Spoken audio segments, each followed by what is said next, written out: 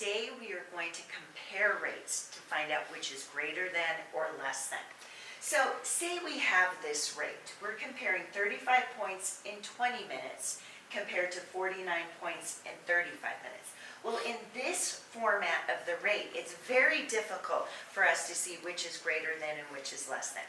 So what we want to do is we want to take each of these rates and we want to convert them down into their unit rates, which remember, that just means that we're going to compare the top value to 1.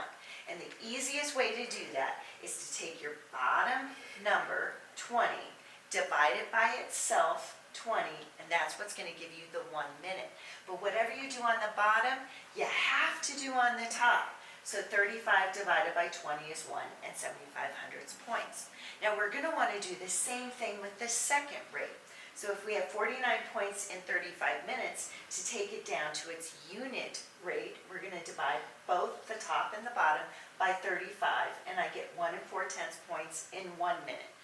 Once we have a common number on the bottom, then we can compare them to see which is larger and which is smaller. We only need to look at the top numbers, and we can see that 1 7/500 is much larger than 1 4/10. Therefore, the 35 points in 20 minutes, which is the 1 7/500 compared to 1, is much larger than the 49 points in 35 minutes, because that is a smaller unit rate. And at first glance, we would not have thought that. Most kids would look at the 49 points and assume that that would be the larger one. But you can only tell if you take them down to their unit rates. So that's all there is to comparing unit rates. It's your turn. Have some fun.